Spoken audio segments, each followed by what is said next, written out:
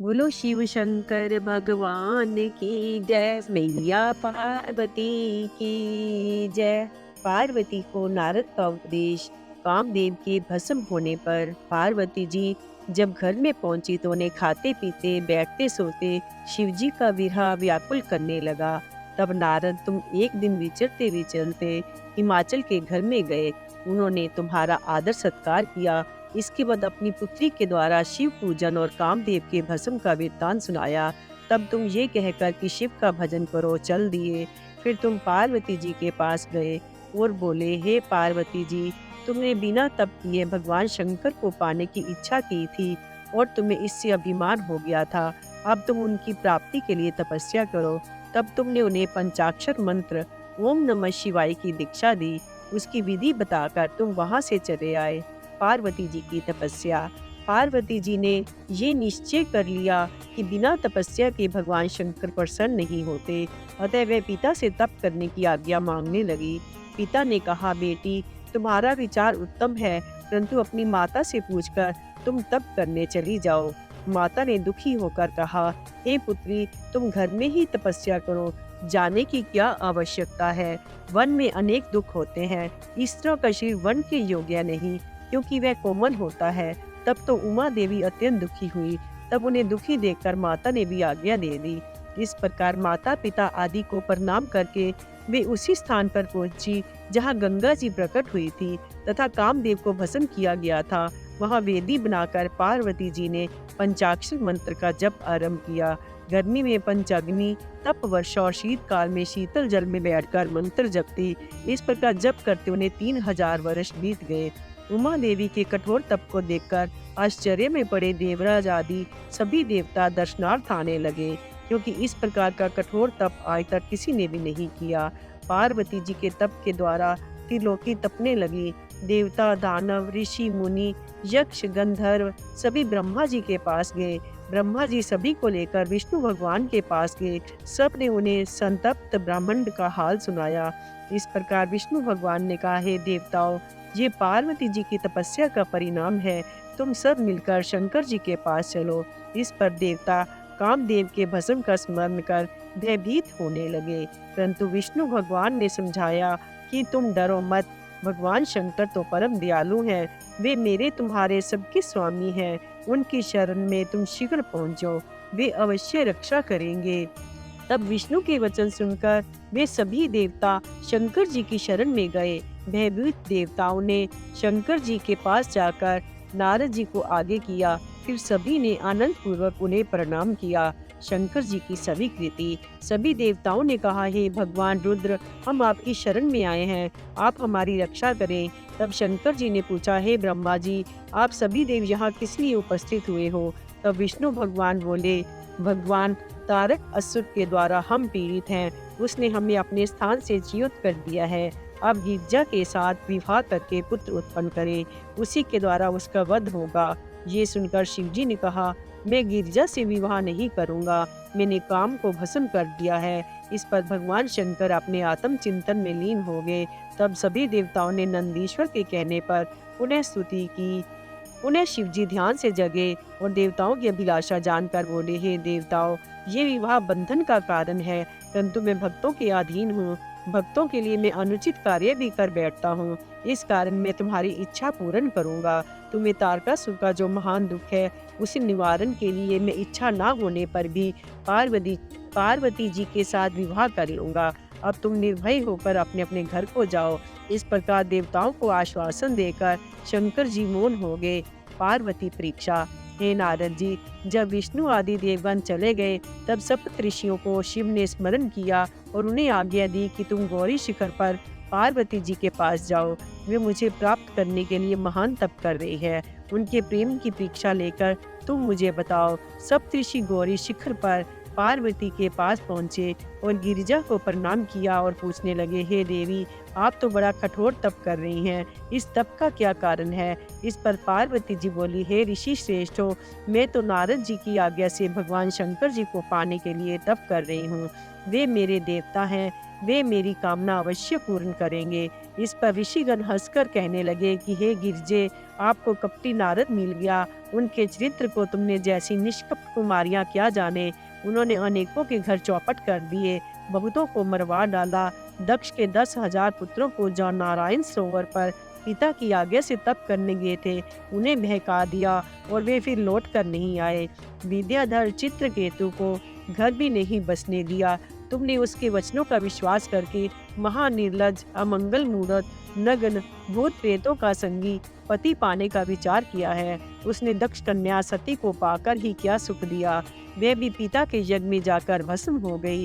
वह स्त्री से अलग रहने वाला तुम्हें क्या सुख दे सकता है। तुम हठ छोड़कर घर चली जाओ। सब ऋषियों के ये वाक्य सुनकर हंसकर पार्वती जी कहने लगी, आप जो कह रहे हैं वह सत्य नहीं। मैं पर्वतराज की पुत्री होने से कठिन तप से घबराती नहीं।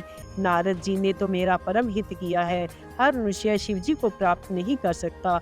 मैं शिव के परम तत्व को जान गई हूँ। हे ऋषियों, यदि शिव से मेरा विवाह ना हुआ तो क्या चिंता है। मैं कुंवारी रहकर भी उनका भजन ध्यान करूंगी। संसार के सभी पदार्थ धर्म छोड़ दे, सूर्य इधर का उधर हो जाए, किंतु मेरी प्रतिज्ञा अटल रहेगी। ये कहकर पार्वती जी चुप हो गई। उनका दृढ़ संकल्प देखकर सब ऋषियों ने आशीर्वाद देकर भगवान शिव के पास लौट गए। सब ऋषियों ने जाकर सारा वृत्तांत शिव जी से निवेदन किया। इसके पश्चात शिव जी का भी दंडी का रूप धारण करके पार्वती जी के पास पहुँचे। वहाँ पार्वती ने उनका सत्कार किया। दंडी ब्राह्मण ने पूछा, है युवती, आप पति से रहित अकेली कठिन तप क्यों कर रही हैं? तुम किसकी पुत्री हो? तब तो पार्वती ने कहा, हे ब्राह्मण, मैं हिमाचल की पुत्री पार्वती हूँ। पूर्व जन्म में मैं ही दक्ष कन्या सती थी। पति के अपमान के कारण मैंने देह का त्याग कर दिया था। अब भी मेरे प्राणनाथ कामदेव को जलाकर कहीं चले गए हैं। तप के द्वारा मेरा मनोरथ पूर्ण नहीं हो रहा, अतः मैं अग्नि में जलकर मरना चाहती हूँ।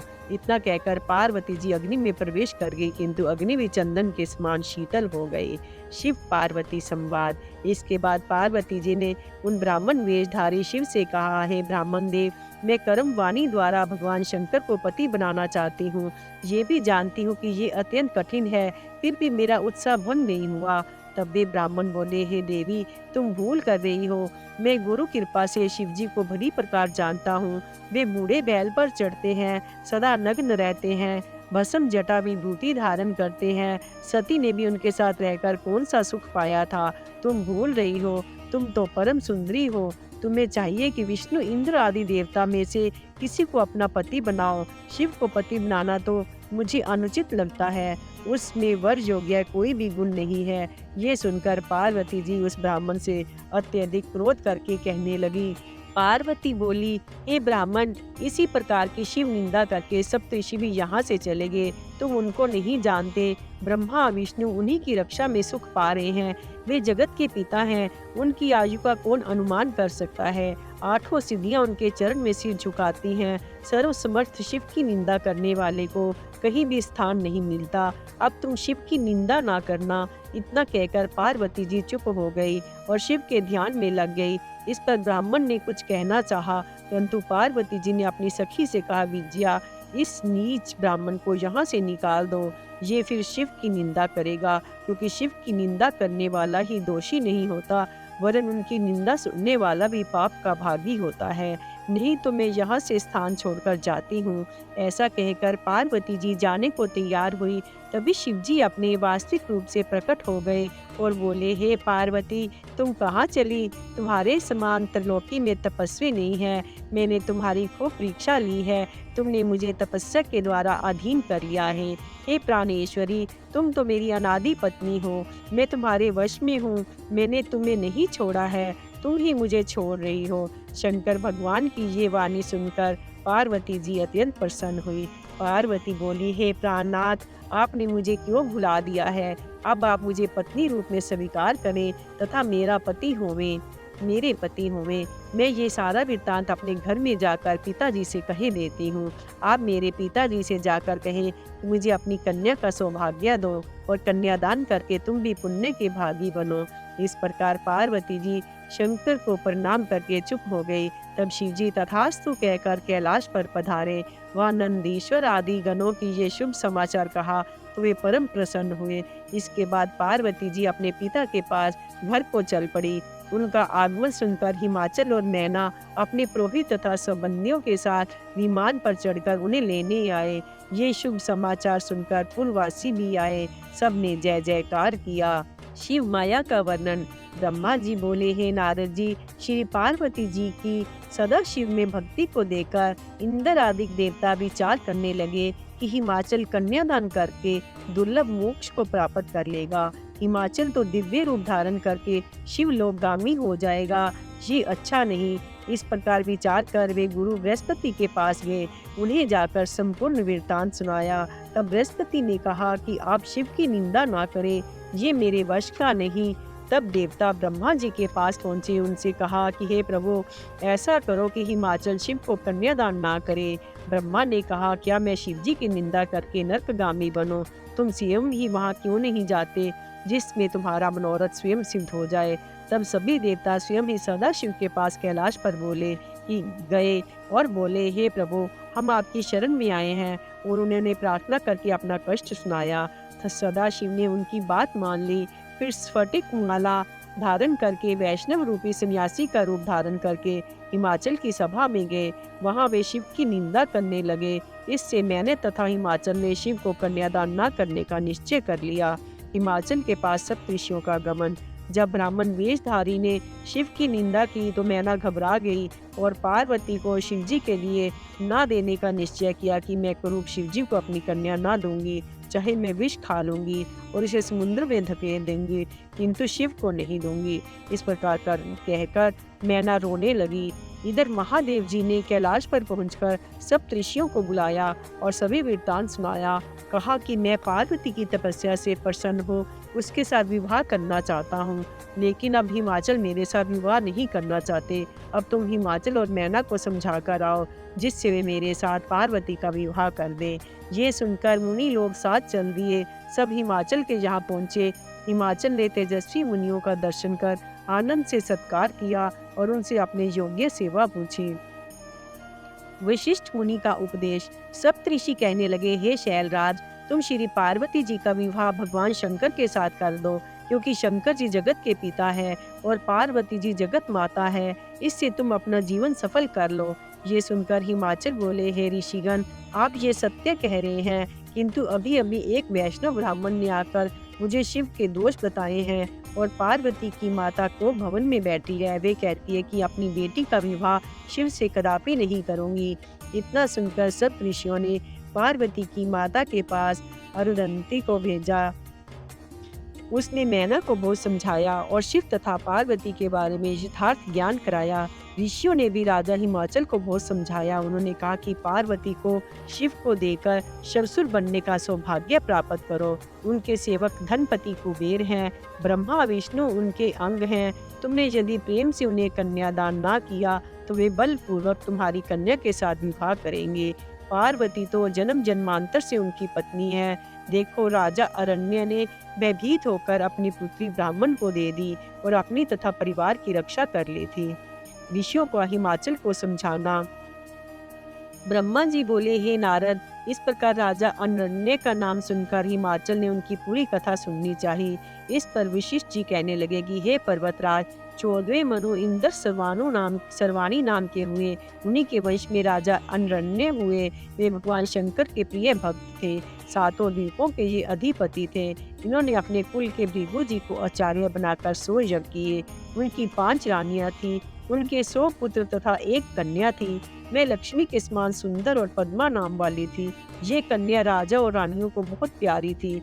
एक बार पिपलाद ऋषि ने एक मनुष्य को वन में अपनी स्त्री के साथ विहार करते देखा। ऋषि के मन में इससे काम वासना जागृत हो गई। तब स्त्री किस प्रकार मिले, ये विचार उत्पन्न होता रहा। एक बार उन्होंने पुष्पभद्रा नदी पर स्नान करते राजा अरण्य की कन्या पद्मा को देखा। वे उसकी सुंदरता पर मोहित हो गए। पूछने पर आसपास के लोगों ने परिहास से उनसे कहा कि क्या आप इन पर मोहित हो गए हो? ये राजा अरण्य की पुत्री है, आप उनसे मांग लो। इस पर ऋषि लज्जित हो गए। उनके मन में उसे पाने की भारी लालसा थी। शीघ्रता पूर्वक स्नान आदि कर्म करके वे राजा की सभा में पहुंचे। राजा से कन्या की याचना की। इस पर राजा चुप हो गए। फिर कुछ देर बाद ऋषि ने कहा, राजा अपनी कन्या शीघ्र मुझे दे दो, अन्यथा कुल के सहित तुमको क्षण भर में नष्ट कर दूंगा। इस प्रकार मुनि के कहने पर राजा रोने लग गए। फिर सोचने लगे, इस बूढ़े ऋषि की कन्या किस प्रकार दी जाए। उसी समय राजपुरोहित तथा राजगुरु वहां आए। उन्होंने समझाया कि राजन, कन्या का विवाह किसी के साथ करना ही है, अतः कुल की रक्षा के लिए ब्राह्मण को दान दे दो। इस पर बुद्धिमान राजा ने पुरोहित के कहने पर वस्त्र आभूषण आदि के साथ कन्या का दान मुनि को कर दिया। पद्मा के साथ मुनि विवाह करके सुखपूर्वक अपने स्थान को चले गए। राजा राजपाट छोड़ वन में चले गए। रानी की मृत्यु हो गई। राजा के बड़े पुत्र कीर्तिमान राज्य करने लगे। हे हिमाचल, इस प्रकार अनन्या ने मुनि को कन्या देकर अपने कुल की रक्षा कर ली। अतः तुम भी अपनी कन्या को शिव के लिए देकर सभी देवताओं को अपने अधीन कर लो। बोलो शिव शंकर भगवान की जय, मैया पार्वती की जय।